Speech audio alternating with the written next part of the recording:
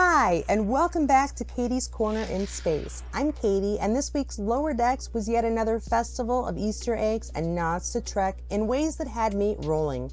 I mean, right off the bat, we've got the captain being taken over by a ritual mask, like poor Data in The Next Generation. Later, we get an era-specific holo program, which felt like yet another TNG nod. I could easily see Picard playing in it. Then, of course, there's this low-gravity nook in the deflector dish, which for about a second reminded me of Mayweather on Star Trek Enterprise with his sweet spot. Once again, just great fun for a fan to watch. Now the story, that was a bit of a new one, as our Lower Decks crew fight for a not quite fair chance at some highly coveted private quarters after Tendi overhears Delta crew plotting a way to cheat using a terminal, which they will reach by using an out-of-the-way route. So our folks come up with a plan as well and crawl through the bowels of the ship, escape gunfire, take a break for a psychedelic stroll, learn the true meaning of gravity, and finally manage to reach the terminal that can make it all happen after being duped by the Delta crew. Meanwhile, Rutherford and the rest of the engineering crew have been ordered to rest after some very grueling and never-ending work hours. Of course, a break for the engineers is problem-solving one problem at a time.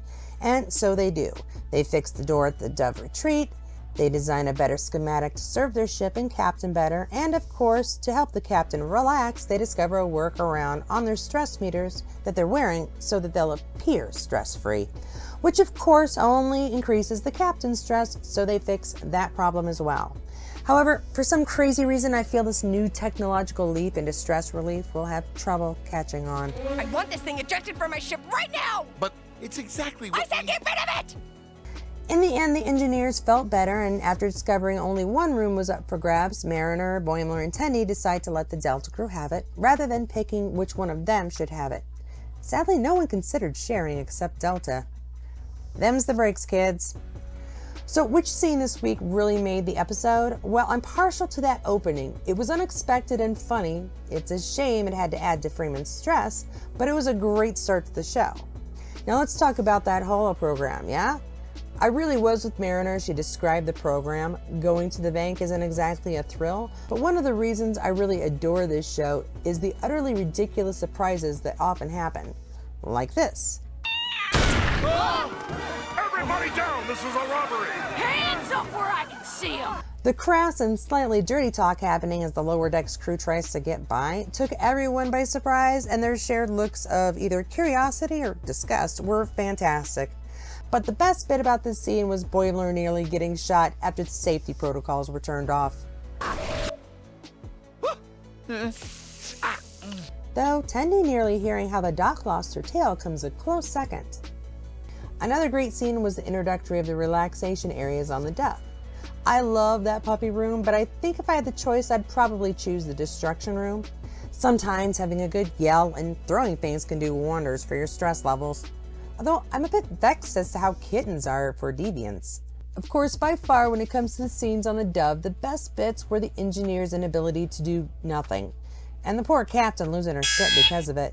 The introduction of Anti-Gravity Boy was sweet, and then it was freaking hilarious as Boimler takes us back to the days of street fairs and carnivals and this little ride known as the Gravitron. Although I think this version would have to be called Gravitron Extreme with a big red X. I'm sure it says something bad about me that watching Boimler get yanked to safety by his hair absolutely seems like the best way to save a fellow crewman, named Boimler. And although bold Boimler may have come back for a bit by the end of the episode, I think Stretch Mariner living in an egg gave me the biggest giggle. The whole psychedelic swamp scene was just great. Admittedly, I usually give this my first watch when I'm still half asleep, but I found the scenes oddly relaxing. I'm sorry, I made you hatch. It's okay, it's just, it was so warm in there. And hey, we get to learn something new about Orions, and if you've seen my reviews on other Trek shows, you know how I love new tidbits. Thankfully, Tendi was all good because the fate of Boimler and Mariner would have been in question if her head wasn't firmly planted on her shoulders.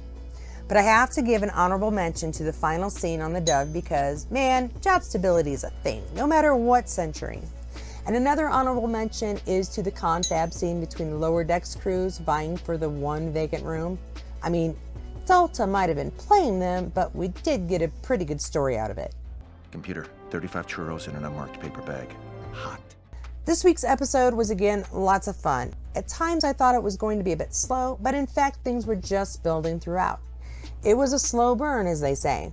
However, as a person who has trouble laying back and taking a break when there are things to do, I think the engineer's storyline was completely relatable, as was the Lower Decks crew's wish to just stick together. I can't believe no one thought about sharing a room though. I mean, did we know that was allowed for friends on starships? I'll have to check in with my think tank and get back to you on that one.